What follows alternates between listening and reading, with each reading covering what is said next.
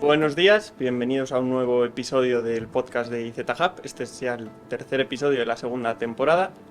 Hoy estamos en un sitio distinto, como siempre intentamos cambiar de ubicación con cada episodio.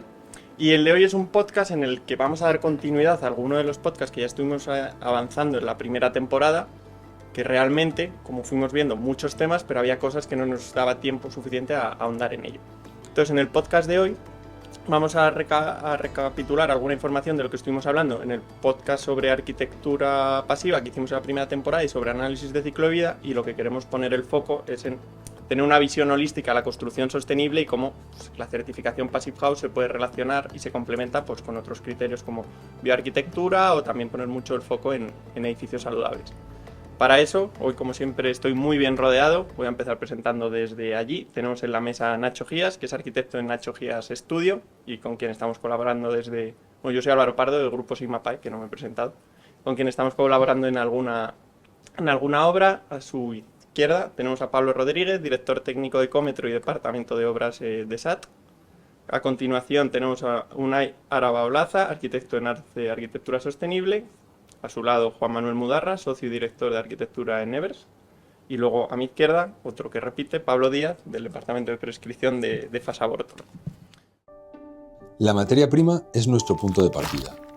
Analizamos todas sus características desarrollando productos de máxima calidad, mirando hacia el futuro para restituir a la comunidad su patrimonio. Nuestra línea de producto Novantica es una gama de productos en base cal totalmente libre de cemento para una restauración sostenible. Como primera pregunta y para arrancar, quería que muy brevemente nos pudieseis responder cada uno en una ronda, pues cómo creéis que la arquitectura pasiva, ese enfoque de la bioarquitectura, cómo se puede mejorar los criterios que define la arquitectura Passive House, pues poniendo el foco también en el uso de materiales, otros materiales más sostenibles, porque es cierto que Passive House tiene un enfoque muy prestacional que nos hace cumplir una serie de criterios, pero no nos define cómo debemos hacerlo. Entonces, en la temporada pasada hablábamos que un paso natural debía ser, la parte de cumplir esos criterios de alta eficiencia energética, ver también cómo implementar un uso de materiales que puedan ser más responsables con el medio ambiente, y también pues el enfoque de salud, no solo aportarlo desde calidad de aire y reducción de la demanda de la vivienda, sino también cómo podemos mejorar ese cuidado de las personas que habitan los edificios. No sé si alguno quiere empezar. Es una pregunta muy larga. Bueno, pues casi que empiezo yo, ¿no? No se trata solo ahora de cumplir prestaciones para llegar a un determinado certificado o un determinado nivel, porque te lo pida el cliente, porque te lo pida la normativa, sino se trata de aprovechar el proceso para ir un poco más allá. Y todo con esos materiales, con ese proyecto, pues dotar de otras cosas que no se miden, como pueda ser confort, como pueda ser salud en el uso, como pueda ser disfrutar, iluminación, no sé, otros parámetros que la normativa, el sello o el mercado no te pida, pero que puedan aportar a que luego cuando esa casa se habite, pues sea más fácil hacer un hogar, sea un sitio mejor donde estar. Sí, yo creo que la huella de carbono de un edificio es fundamentalmente su uso, ¿no? Y yo creo que el estándar Passive House o las casas pasivas están muy focalizadas en el consumo de energía durante el uso de una vivienda, ¿no? Pero la construcción, pues, no hay que ignorarla. O sea, la construcción de una vivienda tiene un impacto medioambiental muy fuerte, que también, pues, yo creo que una persona que a lo mejor que tiene un interés por una casa de bajo consumo energético también te va a reclamar cómo es la ejecución de esa envolvente térmica, ¿no? Dónde va a habitar y qué tipo de materiales la componen, si son materiales más sintéticos o materiales más naturales. Creo que es una demanda que surge casi de manera natural cuando empiezas a interesarte por la eficiencia energética. Bueno, yo creo que dentro del mundo passive, ¿no?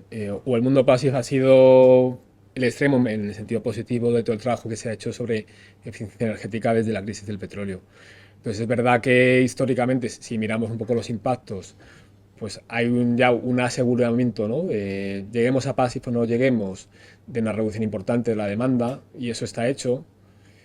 y está muy bien hecho. O sea, que yo que vengo de la parte más de bioconstrucción, con la parte de análisis de ciclo de vida después, ¿no? Ya más cuantitativa, siempre digo que hay que construir eficiente, o sea, bueno, que hay que construir natural, que hay que construir reciclado, que hay que construir de bajo impacto, hay que construir ligero, pero siempre hay que construir eficiente, ¿no? Entonces, bueno, sobre todo desde la perspectiva passive, que está muy centrada en la parte de eficiencia energética, creo que ya hemos superado ese nivel de estrés, ¿no? De, ¿se podrá hacer, no se podrá hacer? Sí, creo que bueno, pues igual en otros países ha pasado antes, pero en España ya hay pues, un buen grupo de técnicos y técnicas formadas, ¿no? En el asunto. De hecho, aquí en la mesa somos 5 o 6 y todo el mundo tiene que aportar, ¿no? Y creo que ya tiene una carrera donde puede solventar las cosas, ¿no? Pero una vez que hayamos pasado ese estadio, pues sí deberíamos abordar la otra parte, ¿no? Y la otra parte, una vez que hayamos asegurado la eficiencia energética, es muy importante y además es necesaria también, ¿no? Porque, bueno, pues al final los recursos energéticos, poco a poco, que sean miles de años, se van a renovar, pero los recursos materiales sí que son finitos, ¿no? Entonces ahora creo que sí que nos encontramos, igual que nos encontramos en el 79 con que no podemos encender la calefacción, pues ahora nos vamos a encontrar con que no podemos comprar materiales o ciertos materiales, ¿no? Y creo que ese paso es necesario y además no creo que sean situaciones o parámetros no medibles, ¿no? Pues, creemos que son intuitivos, pero en el fondo es que o no hemos desarrollado las métricas o no hemos sabido utilizar las cuantificaciones que sí que existen para reflejarlas, ¿no? Y a mí, bueno, pues en el análisis de ciclo de vida, como hay mogollón de categorías de impacto y muchas no sabemos ni a qué atribuirlas, pues luego sí se me van ocurriendo situaciones diarias o situaciones que salen en las noticias que están reflejadas con diferentes métricas. Y creo que, bueno, pues que queda un camino por recorrer en el sentido de cómo medirlas, pero que sí que van a estar ahí, ¿no? Bueno, yo quería decir, al ir un poco de lo que decía Pablo, mi experiencia tras muchos años trabajando en este tipo de construcciones es que creo que hemos superado esa fase ya Passive House de búnkeres con ventanas pequeñas. Ya hemos conseguido llegar a unos diseños y a unas casas, a unos edificios que ya no eres capaz de diferenciarlos a simple vista. O sea, hemos conseguido lo que decía él, ya está un poco más interiorizado que hay que construir así. Es verdad que Passive House es un sello muy específico de eficiencia energética y estoy de acuerdo con él en que lo que hay que hacer un poco más es ahora convencer a los clientes, explicar a la gente, construir sano, construir con materiales ecológicos. Hay sellos complementarios como verde que podríamos, porque Passive House no tiene nada de esto, no sé si en algún momento se va a actualizar. Creo que es un trabajo queda mucho trabajo por hacer en eso, no creo que se vayan a meter ahí. Entonces yo creo que va más por el camino de la complementación con otros sellos o simplemente olvidarnos de los sellos y plantear establecer que tenemos que nosotros somos responsables de explicarle al cliente que hay que construir bien. No hace falta tener un sello para que tu casa esté bien construida y con buenos materiales. Nosotros es verdad que guiamos siempre a nuestros clientes un poco a que si quieren certificar, certifiquemos, pero aunque no certifiquemos, nosotros siempre vamos a mantener la misma filosofía, ¿no? Y va un poco por ahí, y creo que es complementario perfectamente, ¿no? Y sí es verdad que falta un poco de camino ahí por hacer. Es cierto lo que dice Unai, el Passive House nos ha demostrado desde el 91, ¿no? 93, hicieron ahí en Darmstadt las primeras. A día de hoy siguen siendo igual de eficientes que entonces. Y evidentemente ha establecido una metodología sobre la cual, pues cuando tú conoces un proyecto pasivo, has estado dentro de una casa pasiva, entiendes los beneficios y ya es difícil no proyectar, aunque no vayas a certificar una casa, no hacerla pensando en esa metodología. Es cierto que el Passive marca un camino y se apoya en ciertos valores para saber y podemos medir dónde están los beneficios de lo que estamos haciendo. Esto viene de la arquitectura tradicional. Todo lo que había anteriormente pues ya era bioclimático por necesidad. O sea, cuando hacías una casa en el pueblo, te ibas a hacer la de al lado y pensabas, hombre, este la ha pintado de blanco y está más fresquito en verano que está mi tío que la tiene sin encalar. Os las pasaban canuta. Claro. Evidentemente era prueba y error, pero a día de hoy tenemos unas herramientas y podemos simular, podemos analizar, podemos tener mucho trabajo en el estudio para luego llegar a la obra y que lo que hemos pensado dentro de lo que podamos hacer con la mano de obra Más o menos coincida. no estemos muy lejos. Yo estoy un poco últimamente pensando en la arquitectura tradicional, ¿no? Muchas veces la arquitectura, pues, yo qué sé, el caserío vasco, ¿no? Por ejemplo, que es una cosa que es muy inhabitable, en realidad, ¿no? O sea, eso no se podía calentar, no ventila bien, no transpira bien, ¿no? Y la calidad del aire es mala, las ventanas son pequeñas, es húmedo, ¿no? Es una cosa que muchas veces... ¿El qué? Sí, sí, sí. No. Claro, dices, ostras, esto es como arquitectura tradicional, construida con materiales naturales, pero le faltaba toda la lógica de eficiencia energética, de orientación, ¿no? Y no sé, a veces tendemos mucho a pensar que lo que estaba hecho antiguamente funcionaba muy bien, ¿no? Y hay casos que sí y hay casos que no. O sea, que realmente dentro estaban con un abrigo. Porque no era habitable, vamos, básicamente. O todos los veranos pintaban porque en invierno se había llenado todo de moho, Sí. por ejemplo. Lo aceptaban. Bueno, yo creo que siempre ha habido como un poco de conflicto, ¿no? Desde buscar la identidad de diferentes líneas, ¿no? De la sostenibilidad, ecología en la construcción, ¿no? Y está como la parte de bioconstrucción, técnicas vernáculas y más la parte de Passive House, ¿no? Pero en el fondo hay que hacer un ejercicio de, bueno, pues de acercamiento y de síntesis, ¿no? Y nosotros en el estudio lo que SAT es sostenibilidad, arquitectura, técnica y tradición, ¿no? Y bueno, yo creo que una vez que cada uno va desarrollando y va sintiéndose a gusto en el punto en el que haya empezado, sí que tiene que hacer el esfuerzo de acercarse a otras visiones y ver cómo se integran, ¿no? Y es verdad que a veces a mí me ha tocado discusiones que al final nos hemos llamado las 2 semanas de decir, oye, hay que quedar para arreglarlo, porque en el fondo estamos haciendo lo mismo, a lo mejor contándolo de forma diferente, pero todo puede ser integrable y sobre todo creo que ayuda a integrarlo cuando no te pones o no tienes la presión a veces de certificar, ¿no? Y, y por una parte porque, bueno, pues llegar a certificar supone recorrer un camino para obtener unos objetivos mínimos, ¿no? Y eso lleva tiempo por ti, lleva tiempo por los demás. Y luego, bueno, pues un problema que tiene certificar y yo creo que un pero que todavía tienen pues los materiales de bioconstrucción o los materiales más naturales, es el tema de documentación, ¿no? Hay muchos materiales que son perfectamente válidos o que podrían ser válidos con pequeñas mejoras, pero todo el proceso de documentación, certificación cuesta dinero, las escalas de producción también son muy pequeñas, a veces tampoco se quiere dar desde esa industria de lo natural, entre comillas, ese paso, ¿no? De buscar el capital para poder presentarte en el mercado, ¿no? Con más documentación. Y de hecho, bueno, pues por ejemplo, de geopaneles sí que hemos comentado a veces, pues esto podría cumplir o podría ponerse en muchos más sitios, ¿no?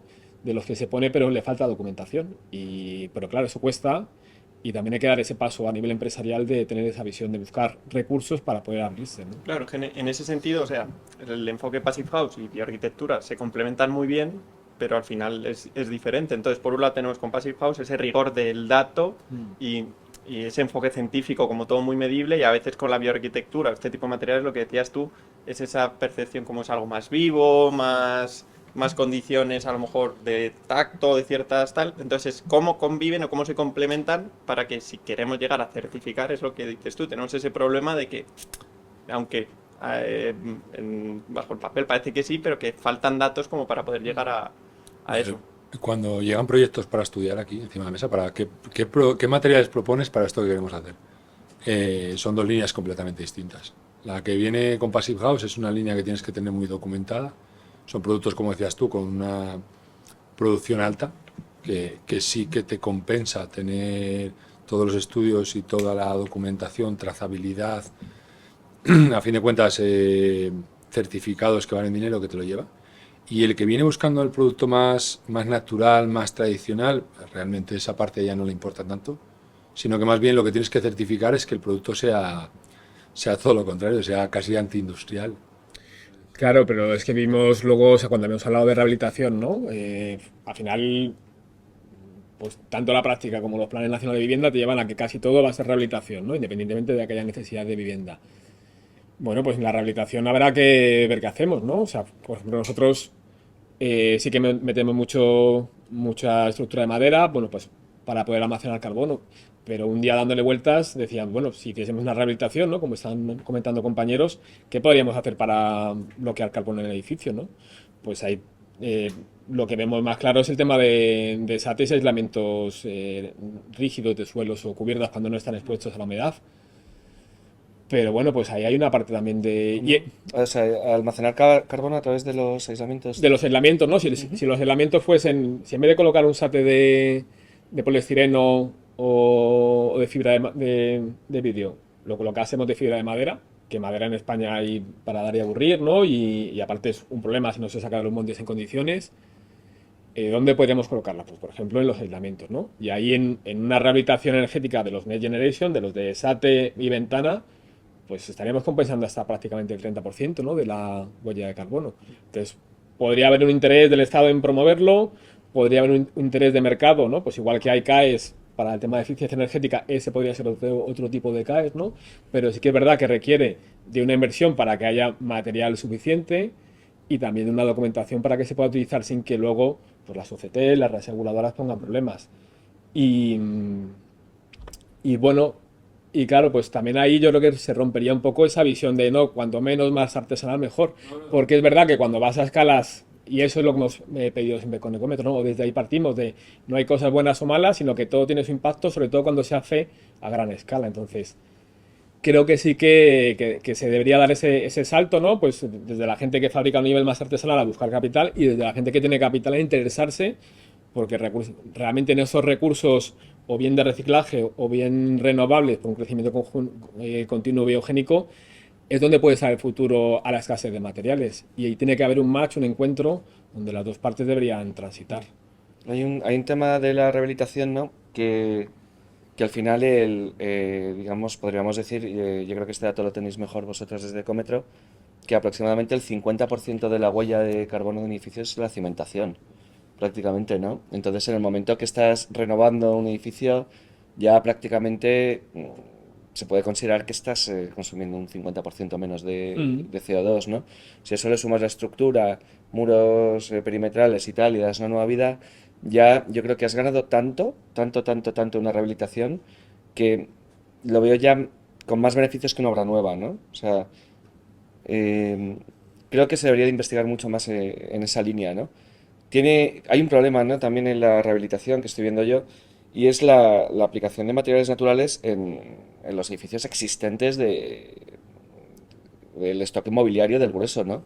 Que estamos hablando que prácticamente más de la mitad de los edificios tiene unas calificaciones energéticas horribles, E y F, y son comunidades de vecinos que no tienen recursos muchas veces para ir a materiales naturales, ¿no? Entonces ahí hay No tiene recursos si no hay una apuesta, ¿no? O sea que yo creo que a nivel país, tanto a nivel de gobiernos, como de industria, sí se podría hacer una apuesta, porque recursos hay. Cuando fue Filomena, se planteaba qué se podía hacer, ¿no? Y hubo un par de artículos de qué se podía hacer con todo ese... O sea, con todo ese ramaje, todos esos troncos que se habían caído, que provienen de alguna forma también de una situación de cambio climático, pero cómo se puede revertir la situación para, bueno, de alguna forma mitigarlo, ¿no? Y se podía sacar mucho SAT de fibra de madera con aquella situación, ¿no? Claro. Ahora lo que están haciendo es pues que a partir del 2030 me parece que es una E lo que tiene que tener las viviendas y a partir del 2033 una D. Va a ser obligatorio. Justo, tenía aquí el dato apuntado. Claro, entonces, perfecto, vale, muy bien. O sea, si es un objetivo genial. O sea, no va a haber coches de combustión en 2000, no sé cuánto han dicho. 50, ¿no? 40, Sí, 50, bueno, ¿no? Depende. que está muy bien. Si tener objetivos está muy bien, pero usted tendrá que dar armas, ¿sabes? Y evidentemente, ¿cuántos metros de SATE ponéis al año en Fasa Bartolo? Pues ponemos, Sí, es muy fácil ponemos hacer- muchos miles de metros y realmente tienes la gama desde corcho natural o fibra de madera con un mortero de cal hasta un EPS con un mortero de cemento Claro. y un acabado sintético. Es muy Te fácil. diría que la balanza está un 95% hacia la derecha. Bueno, realmente no mire el dato, pero sabemos que está por encima del 90%. Y 8 centímetros os piden habitualmente, ¿no? Claro, te vas a... entiendo lo de los recursos de las comunidades y entiendo tal, que nosotros sí podemos disponer de certificados de todas las líneas, pero realmente te centras en desarrollar aquellas que el mercado te demanda. Entonces, realmente, ¿por qué? Porque No, bueno, porque estás al servicio del mercado. ¿Qué apuestas? Sí, seguramente documentar un SAT de corcho naturales tarda mucho en rentabilizarse, ¿no? Si se rentabiliza. ¿Está disponible? Sí. ¿El mercado lo demanda? ¿O el mercado está dispuesto a pagarlo? ¿O el mercado puede...? Es que el precio, ¿cuál es? Sí, Claro, sí, ¿cuál es la diferencia entre un poliestireno y un sate de corcho? Estás hablando de 5 veces más, seguramente, Claro, en el núcleo. es que, ¿no? es que esa El resto diferencia, es inmenso. una comunidad de vecinos dice, pues no lo hago. Tiene que tener unos principios muy claros y que los principios los tengan todos los vecinos y que además tengan el capital para ser capaces de pagar sus principios. Sí, no, yo me lo planteo como una transición a medio plazo, ¿no? Por otra parte, ahora, como entra el ETS2, el acuerdo bueno, el sistema de tráfico y comercio de emisiones de carbono en la construcción para el 2027, yo creo que eso sí que, bueno, pues va a meter otros parámetros, ¿no? Y luego, pues a medio plazo, pues sí que es más, no solamente más accesible, o sea, no más sostenible, sino que va a ser más accesible en cuanto a recursos materiales. Entonces, bueno, que creo que sí que hay que pedir una visión a largo plazo de cómo se aborda esa situación, ¿no? Porque si no, luego no la encontraremos y ya no habrá mucho tiempo, ¿no? Es que 2033 es ya. Demasiado. O sea, es que no hay Pero tiempo. No hay tiempo, pero tú piensa que tú tienes que cumplir con tu vivienda, vives en un bloque y convence a tus 60 vecinos, oye, que es que mi vivienda necesito que tenga una D, ¿sabes? Y claro, tú solo no lo puedes hacer. Esto es como todo, al final Entonces- tú puedes apostar por ello porque crees en ello o acabarás apostando obligado porque llegará la normativa y te diga o lo haces así o no lo haces, que es como pasa todo, hasta que no... Pero realmente esa obligación es lo que dices tú, está aquí al lado. Claro. Y realmente luego no sé, habrá que ver si tenemos los medios, la capacidad de resolverlo todo cuanto más corta sea. Sabes lo que pasará, Sí, ¿no? sí, Que que- va a llegar a 2033, Y prórroga. venga, 2038, venga, vamos a ver, y luego un poquito más para adelante. Bueno, pues avanza. Bueno, sí. No, no, obvio, No se obvio. habla de Todos son pasos a Ah, Se nota. Yo creo que Es decir, aquí el los número de jóvenes- personas que le interesa, el número de personas que tiene claro, el número de personas que busca, sabes, dentro de su presupuesto, de sus capacidades, llegar a un plus. Me da igual que sea en sostenibilidad, que en salud interior, que sí que se incrementa. Pero el premio siempre es importante, por eso los fondos Next Generation, muchas comunidades se tiran a la piscina por eso. Claro, ¿por qué? Porque hay un fondo detrás. Si tú coges y dices, vale, va a venir un dinero, pero si pones un SATE de corcho, que resulta que si este SATE de corcho absorbe mucho más CO2, nos va a beneficiar, pues te facilita, no sé, o te duplica el precio del CAE posterior que puedas vender. Evidentemente un retorno, porque vale, yo hago una inversión y yo creo que las comunidades, bien explicado y entendiendo la operación en global, son capaces de decir, vale, pues mira, busco financiación porque sé que después voy a tener un retorno efectivo en mi comunidad. Yo entiendo que sí que habría un camino y que tú podrías, o sea, seríamos capaces de invertir tus números, ¿sabes? Que quedase un 5% de Bueno, poliestireno. los del mercado. Sí, sí, Bueno, sí, los del mercado. Y poder abrir esa vía que evidentemente es hacia donde tenemos que ir. Y llegaríamos mucho más rápido al objetivo. Pero ¿tú crees que todo el mundo ve el retorno? Porque si todo el mundo viera el retorno, no verías ahora ninguna comunidad parada, ¿no? Lo tiene que No ver. verías ninguna No, comunidad no, con no, una, no, con las una E. comunidades- Dirías, las oye, comunidades- estamos todos, esto se amortiza en 3 años o en 15. Todos tenemos que invertir en... O sea, el O problema. sea, la gente aunque le enseñes un retorno documentalmente, Nada, mira, tú ves. no siempre eres capaz de... Fuenlabrada, por ejemplo, está haciendo muchísima rehabilitación desde hace 20 años. Porque claro, fue una ciudad que creció en 10 años de 6.000 y pico habitantes a 18. O sea, una burrada de crecimiento con una construcción pues sin aislamiento y sin nada. Entonces son conscientes del problema y lo van haciendo. ¿Qué pasa? Llevan 20 años rehabilitando un barrio. ¿Por qué? Porque lo hizo el primero que lo hizo. Le hablaba a la vecina del quinto, a la de al lado, y le decía, oye, pues es que, mira la calefacción. Al final nos hemos ahorrado esto y estamos calentitos en casa, que la Rebeca me la tengo que quitar. O sea, al final funcionamos por eso, por ver lo que hay al lado, esos ejemplos. Porque, o sea, tener una reunión en una comunidad de vecinos con 60 vecinos que lo que quiere es que el quinto me moja, ¿sabes? Le importa nada que tú le hables del SATE o que le hables de que va a ahorrar dinero, no lo ve. El próximo episodio lo grabamos en una junta vecinal. Bueno, así que eso ya es veréis qué súper divertido. divertido. Es que es como de Almodóvar todo aquello, Claro, ¿eh? La claro. gente se amenaza, claro. No hay nada exagerado en las películas.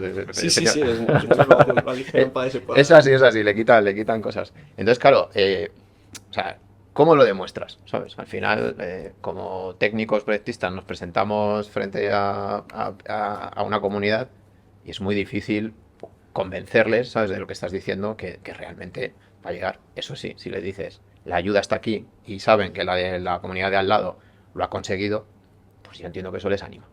Yo creo que hay como, o sea, iba a decir como que hay dos líneas, ¿no? Y yo creo que hay una línea como que va liderando todo esto, que ahora mismo es una minoría, ¿no? Que bueno, que yo creo que son proyectos también como los que hemos visto a través de SAT, por ejemplo, ¿no?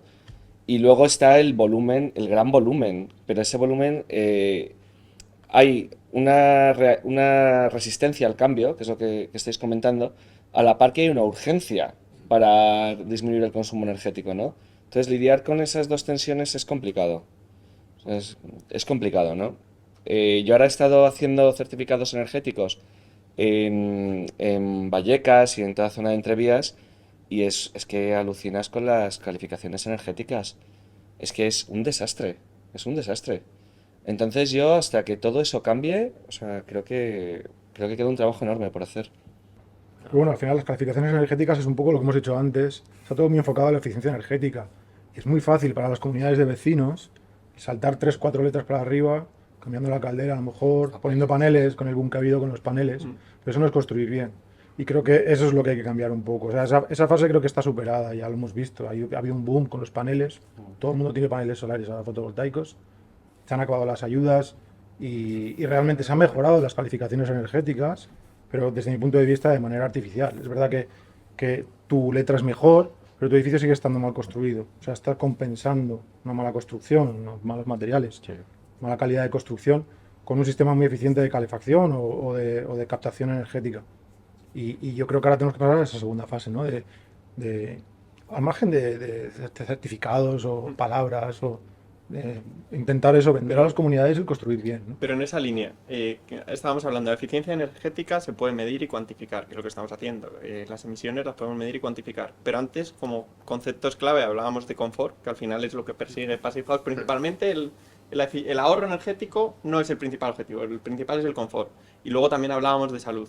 Y es como, vale, hay dos cosas que sabemos muy bien cómo medir. Y antes tú lo introducías. Queremos destacar lo otro, pero ¿cómo medimos? ¿Cómo medimos la salud? ¿Cómo medimos el confort en los edificios? Porque la forma de justificar que estemos cumpliendo ciertos parámetros, al final no es solo decir, me encuentro mejor o lo siento, sino que tienes que demostrarlo. Entonces, ¿cómo medimos esos parámetros? Hombre, yo creo que en el interior hay sería bastante interesante que hubiese fondos para hacer estudios de problemas médicos, ¿no? O sea, yo recuerdo varios clientes que han dicho, ya no tengo contracturas, ya no tengo que ir al fisio, ¿no? Entonces, bueno, pues a lo mejor habría que asociarse, ¿no? con entidades médicas de alguna forma o ver cómo se cruzan esos datos, pero creo que sí que hay una traslación directa a luego lo que es la salud personal. Lo que es difícil es a lo mejor trasladarlo a una parte más económica, ¿no? Pero que es lo que, bueno, pues siempre mueve la parte de eficiencia energética porque hay un retorno y la gente, bueno, pues sí se siente capacitada o autorizada para invertir en dinero, ¿no? Pero en la parte de salud, que también va a tener o años o euros de retorno, creo que hay un estudio por hacer y sería bastante viable, ¿no? Ha habido avances, ¿no? A lo mejor con el tema del garradón, por ejemplo, eso sí que se ha implementado tremendamente. A lo mejor tendremos que pasar a más compuestos, ¿no? Que están dentro de los edificios y de los materiales de construcción. Y una parte que no nos atañe además a los arquitectos, que yo creo que tiene que ver más con los interioristas, porque por mucho que diseñemos un espacio sano, luego cortinas, muebles, moquetas, todo eso no está en nuestro control. No, y no solo eso, sino también el entorno donde estés. Porque tienes una antena 5G en el edificio de enfrente y te está friendo todos los días en tu casa. Y claro, eso también hay que estudiarlo. De los pocos indicativos que hay, que es calidad de aire, que muchas veces además quien más lo mide es quien lo tiene más controlado. Pero bueno, había un estudio hace unos años, era hace 3 o 4 años, de que la calidad de aire interior era hasta 8 veces peor que la calidad de aire exterior. Entonces era, si ya el aire exterior sabemos que está muy mal, lo que tenemos en casa es una maravilla. Bueno, Entonces, yo creo que ahí, eso, con la experiencia, ¿no? La experiencia del cliente cuenta mucho. Y sobre todo cuando se hace a nivel de edificio, ¿no? Yo creo que hay varios. Tú mencionabas antes Vallecas, en San Fermín también hay bastantes procesos, ¿no? Donde se han lanzado rehabilitaciones a nivel de barrio y son los propios vecinos a través de las comunidades, de las comunidades, de las asociaciones, los que van dinamizando. Ahora en Vallecas hay uno que se llama Bloques en Transición, que están haciendo un poco lo mismo y además lo lleva un estudio que sí que está promoviendo el uso de satén de corcho, aunque yo siempre les digo que tienen por de fibra de madera, que hay mucha más fibra de madera que el corcho para el vino. Hay un bloque bastante icónico enfrente del puente de Segovia, a la derecha, según sales hacia la casa de campo, que van a hacer una rehabilitación ahora con los Next Generation, que la han conseguido hacer en sate de corcho. ¿Eso es una de Canelaso, puede ser? sí. Sí. O sea, hay un No, y vídeo de Ururu me parece que también. Y de Revive, perdón. Y bueno, yo creo que son cosas que desde que el vecino te lo cuente y lo valore, ¿no? Y se vaya generando esa cultura, se va a generar, ¿no? O se van a avanzar. Porque hasta ahora también nos hemos encontrado con mucha incompresión, ¿no? Pues ¿cuántas veces no te has encontrado con la resistencia de alguien cuando velas de paso y te me voy a ahogar porque no puedo abrir la ventana, ¿no? Bueno, Eso es el día a por día. suerte esos mitos ya los estamos desmitificando y va más fácil, Sí, pero que pero luego poco a vendrán poco, muchos ¿no? otros por... Y hasta que no haya un cliente que diga, oiga, pues yo solo hago en enero y en julio y agosto, pero en mayo yo estoy así. Es cierto que hay que pensar en el usuario, ¿sabes? Nosotros cuando diseñamos, claro, tú, si única y exclusivamente te ciñes al cálculo de demanda energética de una vivienda que diseñas bajo el estándar, pues es que te sale una climatización, o sea, mínima.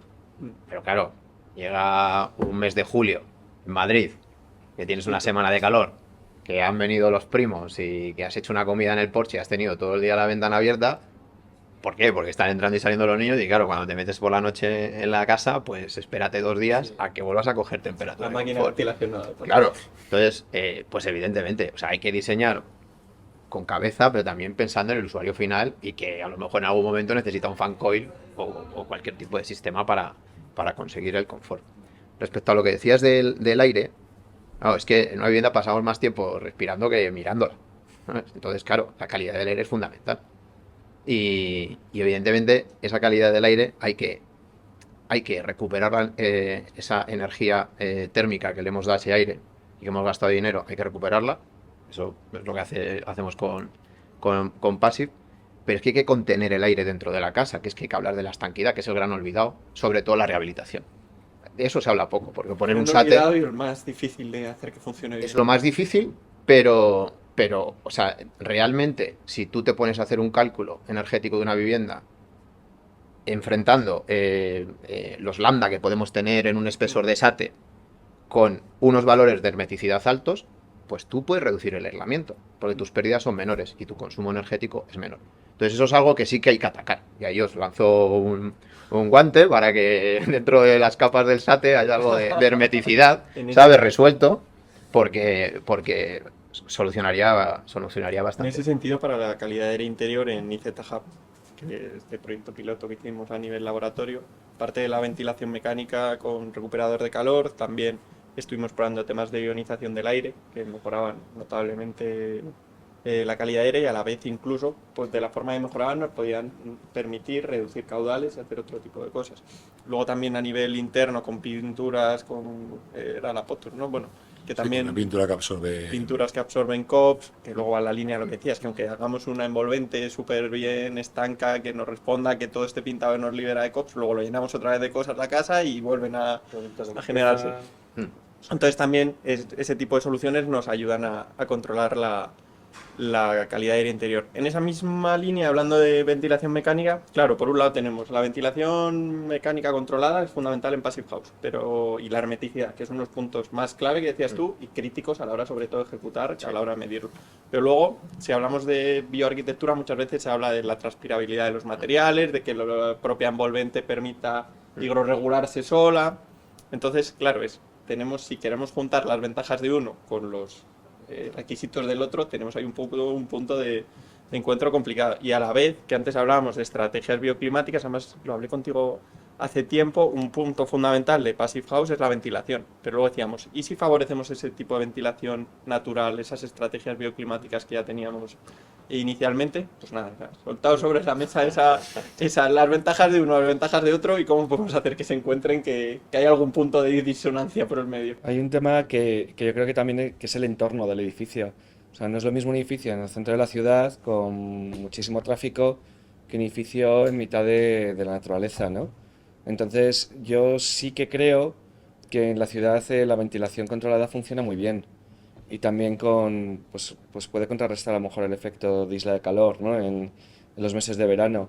Pero a lo mejor en un entorno natural donde el terreno transpira, donde hay otra calidad del aire exterior, pues yo creo que se pueden ver otros tipos de ventilación y no hace falta ser tan de controlar la ventilación a través de un intercambiador de calor.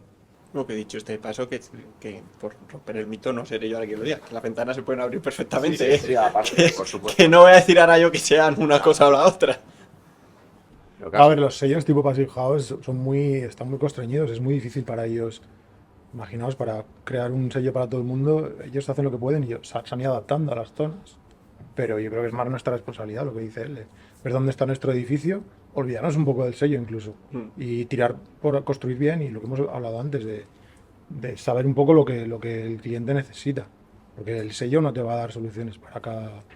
Hacen lo que pueden, tienen adaptaciones para el clima mediterráneo, pero esto Sí, es todo muy, muy general. un ejemplo que ponemos. Sí, no funciona bien realmente. Un ejemplo que ponemos siempre, los 5 principios en nuestro clima no son 5, son 6. O sea, la protección solar es más importante que casi cualquiera de los otros 5, porque está muy bien aprovechar la radiación solar en ciertos meses, pero aquí los meses es muy acotado, que el resto es protegerse muy, muy bien. Bueno, yo creo que hay que tener interés, o sea, hay que tener interés en lo que te pueda contar la otra parte, ¿no? Que tampoco se trata de hacer un enfrentamiento.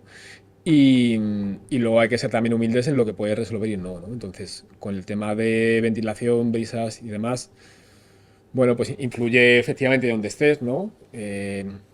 Tanto para sitios donde haya más, bueno, espacios donde haya menos isla de calor, donde haya menos temperatura diurna y sobre todo nocturna, o donde haya más viento, ¿no?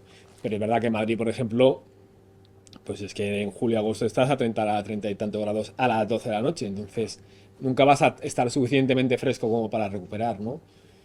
Entonces, bueno, pues ahí, desde la parte más tradicional, pues ser conscientes de que también las situaciones, o sea, pues el problema del cambio climático es que es generalizado y no puedes decir, yo en mi finca especial lo resuelvo de otra forma, ¿no? Es algo que te va a llegar, entonces más te vale que lo aceptes y que empieces a establecer estrategias, ¿no? Y está claro que la ventilación natural no sirve ya en todo el territorio para todos los meses, eso hay que tenerlo claro. Vas a tener que meter frío sí o sí en verano, hagas lo que hagas. Porque además, bueno, pues luego también a nivel urbanístico, ¿no? Ya vemos dónde está el precio de la vivienda, los metros cuadrados como para hacer masividad con muros de 50-60 centímetros, en Madrid no puede, ¿no? En Madrid sí en mucha parte del territorio. Eh, y, y bueno, y por la parte passive, pues también reconocer, ¿no? Pues que hay estrategias que funcionan durante una parte importante del año, que no hay que forzar al cliente a hacerlo, ¿no? Sí, independientemente que para el cálculo te pueda servir como referencia. Y luego, bueno, pues intentar influir en el ambiente exterior para ver qué se hace. Nosotros en algunos edificios, o en general los edificios, las azoteas que son de uso común, sí que las planteamos siempre con materiales muy ligeros para evitar esa isla de calor, porque si tienes 300 metros de cubierta común y de junio a octubre no lo puedes utilizar porque ni de noche se ha enfriado aquello, pues no tiene sentido. Entonces sí que hay que buscar también, ¿no? No solamente protegernos hacia adentro, que Pasi yo creo que lo tiene muy trabajado, sino intervenir en el entorno para ir mitigando las condiciones. Lo que has dicho del clima es muy interesante porque no sé si vosotros supongo que también os habéis dado cuenta que es palpable ya que hay cambios ya en el término de cálculos tanto térmicos como por ejemplo pluviométricos de lluvia. El CTE se tiene que actualizar, o sea, realmente está habiendo cambios ya obvios en el clima en Madrid, por lo menos en Madrid se nota mucho y esto es algo que la normativa siempre va un poco por detrás y volvemos a lo mismo. Es nuestra responsabilidad darnos cuenta. Yo por lo menos me doy cuenta que edificios que me salen cálculos, yo sé que luego eso no va a ser así. Yo veo cómo se comporta la lluvia en Madrid ahora, ya no es como hace... Lo de las Yo me bajantes, doy el cuenta. diámetro de Sí, bajantes y claro. arquetas. No está con las bien. lluvias que bueno, ahora no tiene Claro, porque ahora es que ahora hay gota fría en Madrid, que eso no había gota fría en Madrid, ahora hay gota fría. Hay unos chaparrones en invierno y también tormentas ya en julio, muy fuertes, que antes esto no existía. Las cubiertas están mal dimensionadas. Si tú dimensionas según el mapa pluviométrico del CTE, una cubierta plana en Madrid, probablemente la estés dimensionando mal o muy justa y puedas tener problemas, también con nieve en un futuro. Y esto también es fascinante, porque también pasa con temas térmicos y cómo va a cambiar el clima en Madrid, y cómo va a ir desarrollando. Tenemos que adaptarlo. Quizá lo que estamos diseñando ahora, dentro de 10 años, estará mal o ya no se comportará tan bien, habrá que actualizarlo. A mí me pregunto un poco todo el tema de la inercia térmica, ¿no? Que muchas veces queremos trabajar con inercia térmica. Con estos cambios tan bruscos de clima, igual es mejor edificios que tienen menos inercia. Sin duda, Pueden- se pueden adaptar mejor. Es lo que decía él. Es mucho mejor edificios con poca inercia. En el pasado, tradicionalmente, se construía con mucha masa, claro, es normal. Tenían otras maneras de calentar. Nosotros ahora tenemos el control muy preciso de los sistemas de climatización. Estamos en un nivel muy alto de eficiencia y de control. Entonces yo creo que ahora tenemos que ocuparnos de la otra parte y creo que la mejor manera es esa, ir por sistemas muy ligeros que puedan adaptarse rápidamente a cambios, lo que ha dicho él. Claro. Una casa passive house antigua con muros trombe, con elementos de captación de energía, esto te puede dar un problema muy grande en un caso de uso malo o de una situación fuera de lo normal, que se te acumula mucho calor dentro de casa, cometes un error, abrías una puerta, se te olvidaba tirar un toldo, entraba mucho calor en casa y tardaba un día en salir el calor.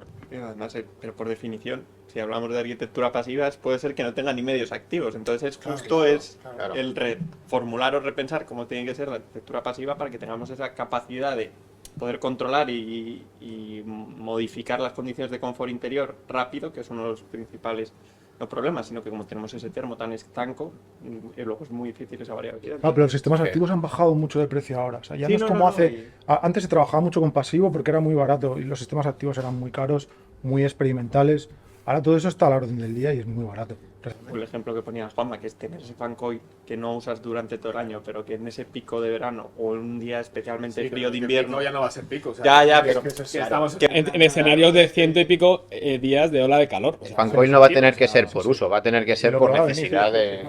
Madrid se queda vacío, de hecho. este es el típico que no entra en cálculos, pero que sabes que está ahí porque te Pero va a que te va a hacer. hacer, que te va a hacer falta. Es que claro, el PASIC tiene para mí tiene una trampa. Yo siempre se lo digo a los clientes. Les digo, ojo, que certificas y claro, hay un 10% de sobrecalentamiento admitido. O sea, eso quiere decir, claro, un 10% sobre los días del año. Pero si lo explicas, el cliente no sabe lo que es, tienes Claro, que explicarle pero lo tú que le es. dices, no, eso Va a quiere estar decir incómodo. que puedes estar fuera de la zona de confort, que estás entre 21 y 28, ¿no? Ujú.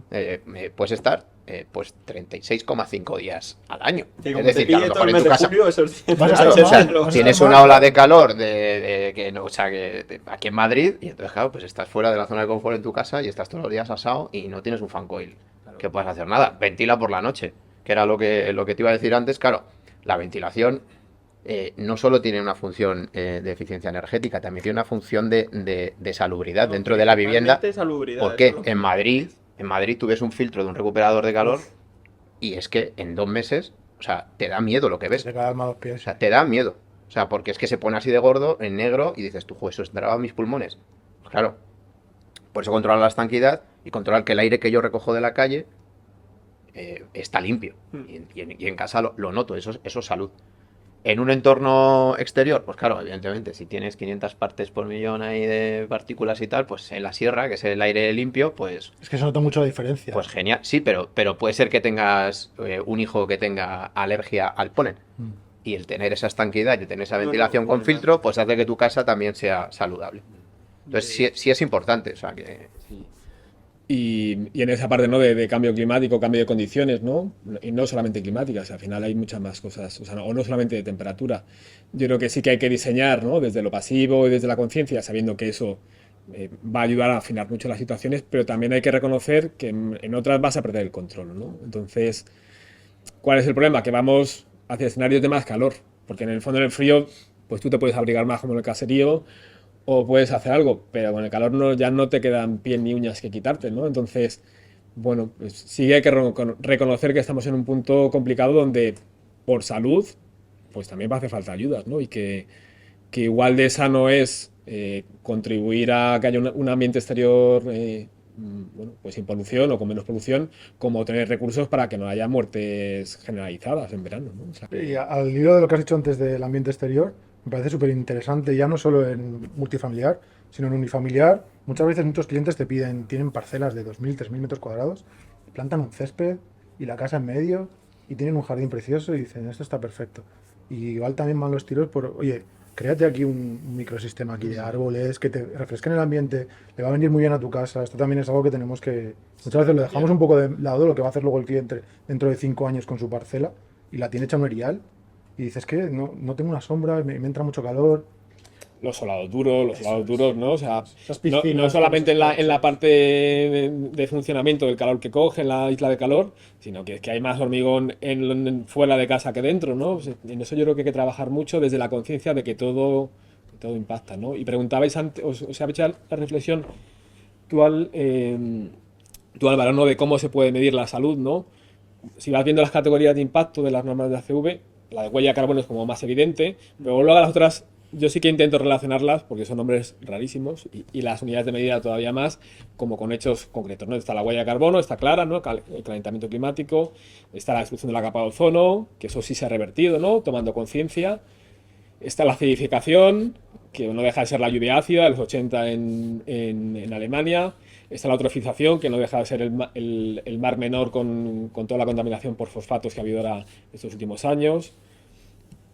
Está la pérdida de diversidad, pero bueno, como cosas así que donde yo me ato, ¿no? No es que a esa tengo que buscarle una película, ¿no? Pero hay una que es el cambio, el potencial de cambio climático por cambio de uso del territorio o o el consumo de territorio, que tiene que ver mucho con la película de Alcarrás o con la película de Asbestas, ¿no? Pues como hay un conflicto entre la eficiencia energética o captación de renovables y la destrucción de medio ambiente, ¿no?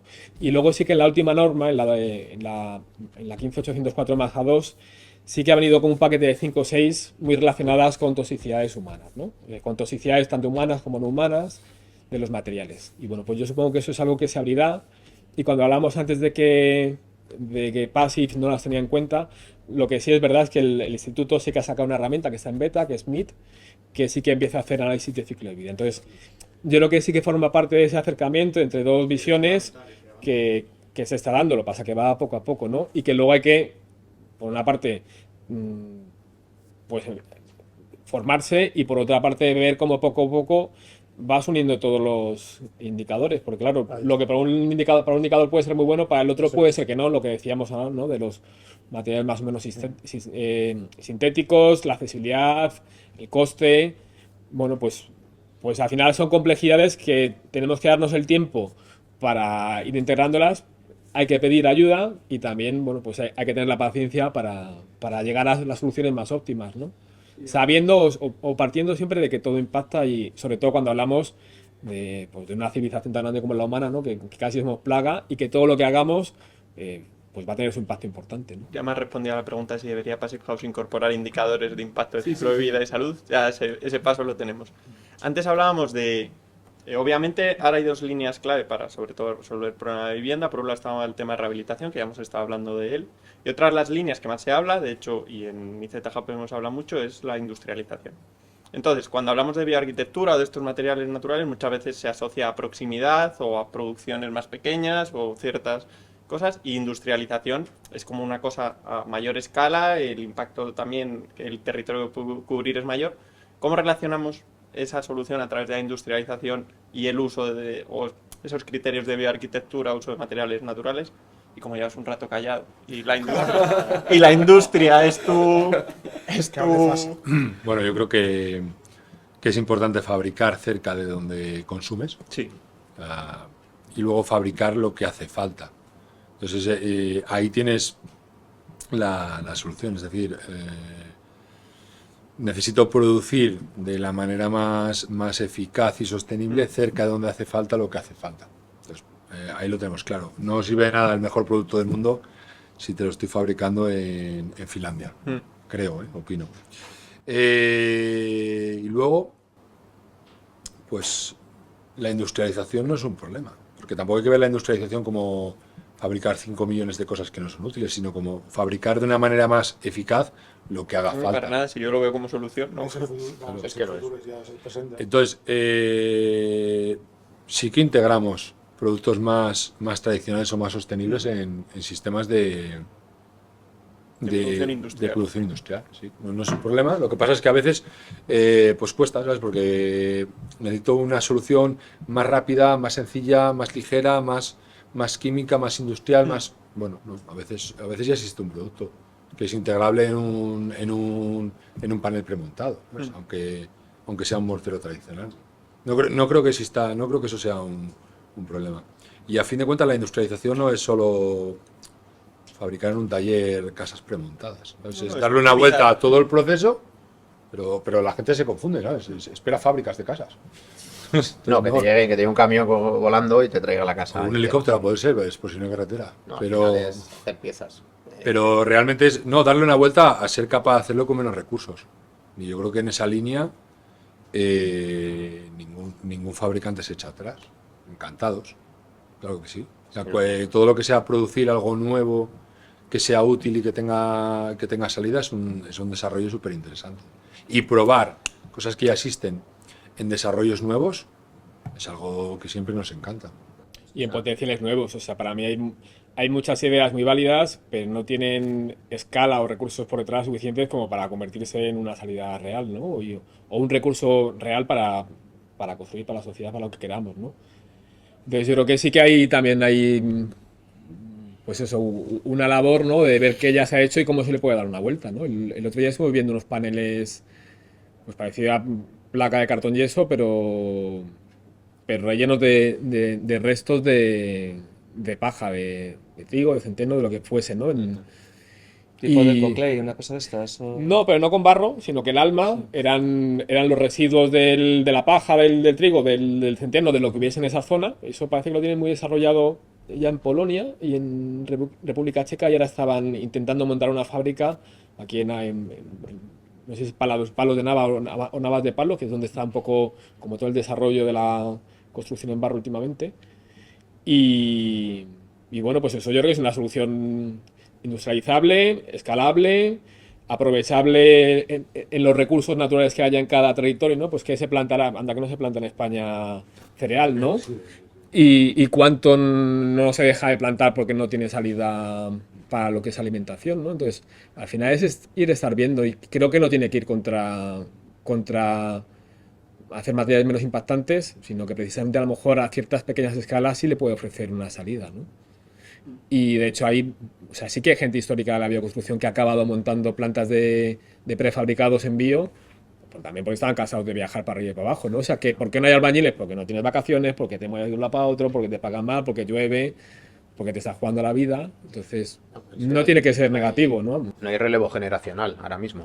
En el tejido de mano de obra en obra, o sea, en construcción, no hay. O sea, ahora mismo, no sé el dato, Por lo que sea, no la gente recuerdo. quiere trabajar en la obra. Entre 18 y 35 años del sector de la construcción me parece que supone menos del 10% de la La gente que está media de edad trabajando. en obra era, creo, en torno a 50 años. Claro, entonces, o sea, es que o sea, o industrializamos No, o que- estamos acabados, ¿sabes? O sea, No hay ahora otra no es forma una de hacerlo. opción, me No refiero, es una ya no opción, hablamos de claro. una opción. Cuando la Eso- industrialización no, es que eso o se industrializa o no se va a poder construir. Exacto. Los constructores se ven ante una necesidad de construir y no encontrar mano de obra, y al final vale cualquier cosa, y evidentemente pues el que está al final ejecutando todo lo que nosotros hemos pensado lo está ejecutando sin la experiencia o el conocimiento previo de poder aplicar Pero- el material de manera correcta. Por eso la industrialización, o sea, si ya viene el paquete montado y solo hay que montar en obra, evidentemente ahorramos tiempos, ahorramos muchísimas cosas. Pero y aparte de no tener la mano de obra para poder ejecutarlo y ejecutarlo correctamente en obra, también producir soluciones en fábrica tiene un control, una trazabilidad, un control industrial que en obra no existe, No ese existe. control. Entonces, si podemos ir implementando distintas soluciones, tal y como se hacía en obra, y poder desarrollarlo dentro de una fábrica, pues obviamente tanto la trazabilidad, el control, la calidad constructiva, mucho más sencilla, y que luego sea más una tarea de integración y de ensamblado en obra, y no ese trabajo No, y la- tan físico y tan arduo, que sea un trabajo más técnico lo que se puede hacer en in situ. Y la capacidad de mejora, de medición y de mejora. Es decir, si nosotros somos capaces de incrementar el tanto por ciento de producto reciclado, ¿sabes? Es mucho más fácil medir en producción en fábrica que en producción en obra, desde luego. Somos capaces de asumir mucho mejor ese residuo. Es decir, el residuo de yeso en una fábrica de placa de yeso laminado es cero. Claro. Vuelve al principio. Claro, el residuo de yeso en obra es otra medición completamente distinta. Entonces la placa de yeso laminado ya supone una industrialización respecto a la aplicación de yesos manuales. ¿Y ya hemos terminado? No. Ahora habrá que ver cómo a esa placa de yeso laminado le sumo el reciclado de la puesta en obra. ¿Sabes? Habrá que ver cómo vamos mejorando. ¿En industria podemos hacerlo? Sí, se hace. Sí. Una parte por obligación y otra parte por decisión propia, por seguir la línea que te demanda el mercado y por iniciativa propia. Política. Sí, lo que O sí sea, hay que un creo que contenido mínimo reciclados que pasamos de largo porque, bueno, pues porque es bueno para todos. Lo que sí que creo es que en esa parte de descentralización, ¿no? Y lo que tú decías de si no es cercano, tampoco hasta qué punto tiene sentido traerlo de tan lejos, ¿no?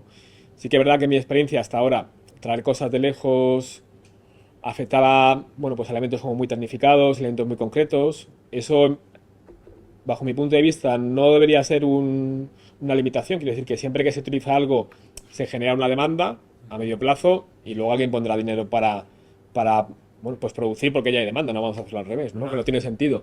Pero sí que es verdad que en un escenario de industrialización más masiva, con elementos más pesados, bueno, el tema del transporte sí que empieza a ser más crítico a nivel de impacto ambiental. Hablaba general y hablaba desde el pensamiento de un...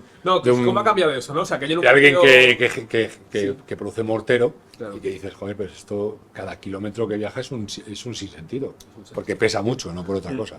Existen mil excepciones, pero claro, evidentemente no puedes tener una fábrica de cualquier tipo de piezas en cualquier tipo del mundo. Hay cosas que tienen que viajar.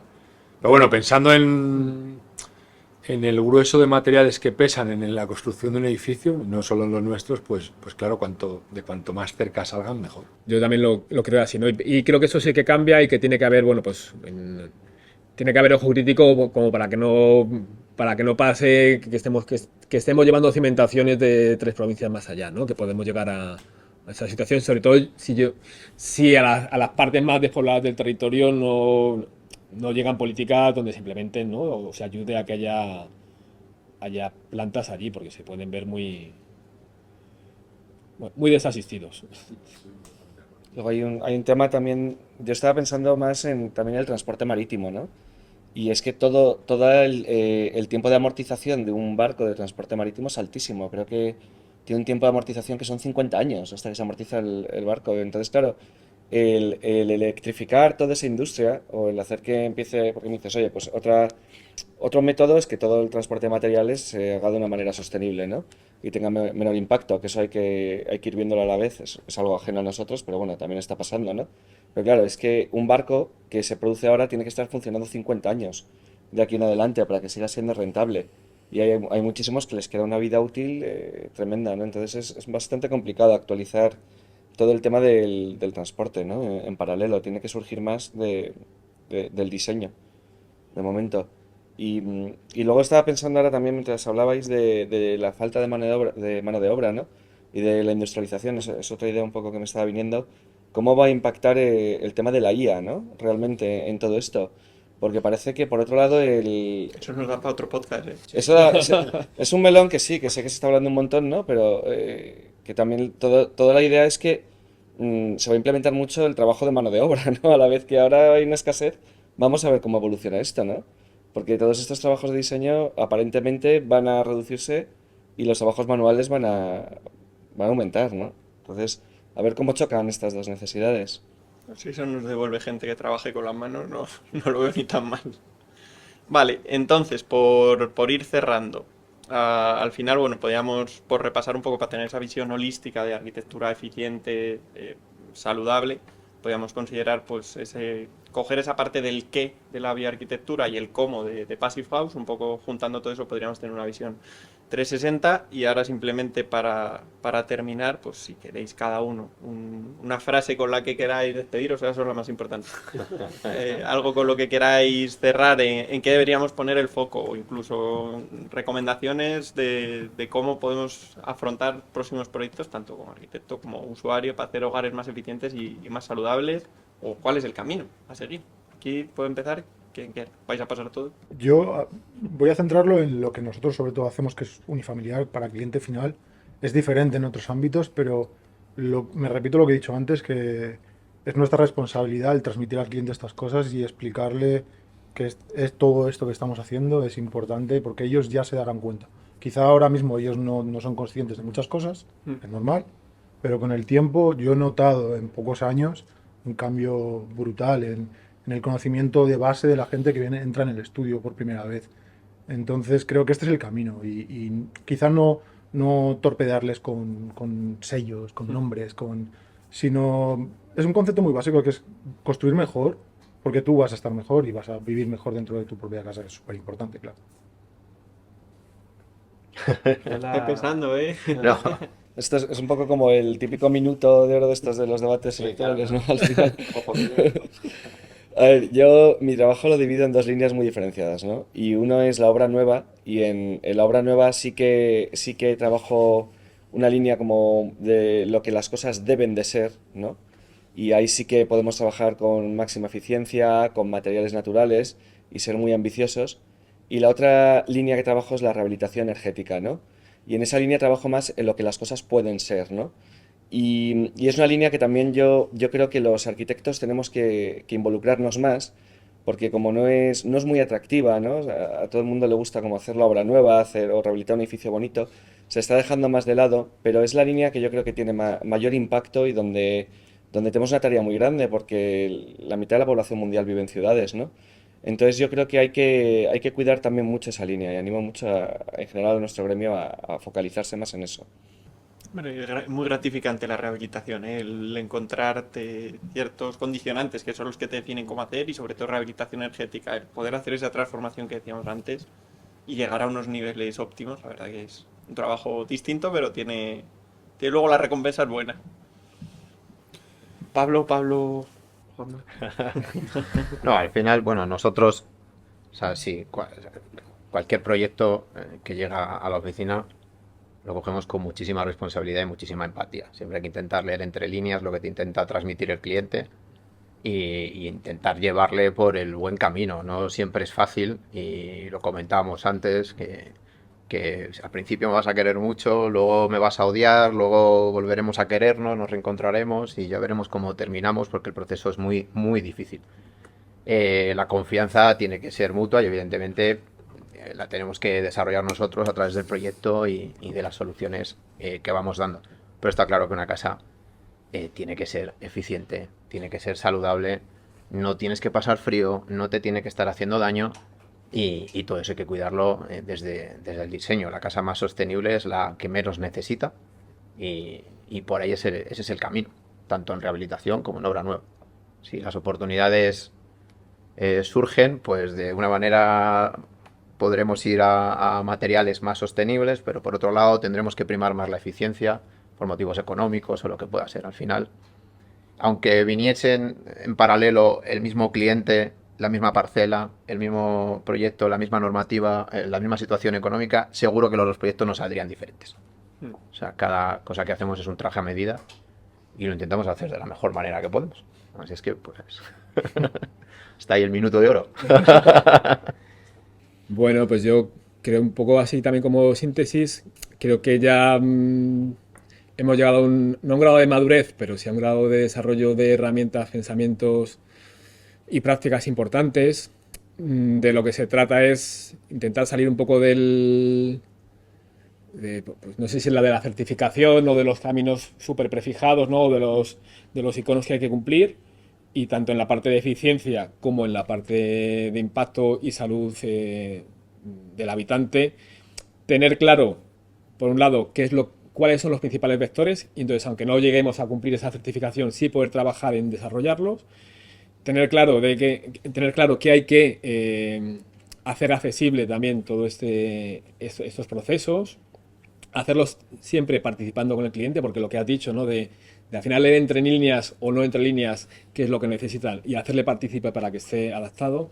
Pero bueno, en el fondo, hacer posible que pasen y luego lo que se ha visto, ¿no? de escasez, bueno, puedes implicar también tanto a instaladores, constructores como a fabricantes en los procesos de cambio, ¿no? Hacer apuestas a largo plazo, porque esa línea de trabajo, pues de generar más eficiencia, de generar oficios que entiendan cómo se hace la eficiencia y que no puede romper lo que ha hecho el anterior, o de empezar a desarrollar, eso da para otro podcast, efectivamente, o empezar a desarrollar productos que ahora tienen menos salida en el mercado, pero que a medio plazo ves que tiene su sentido, pues hacer una apuesta de conjunto, porque tú nunca vas a hacer solo la casa, sin cliente, sin instalador, sin constructor, sin fabricante.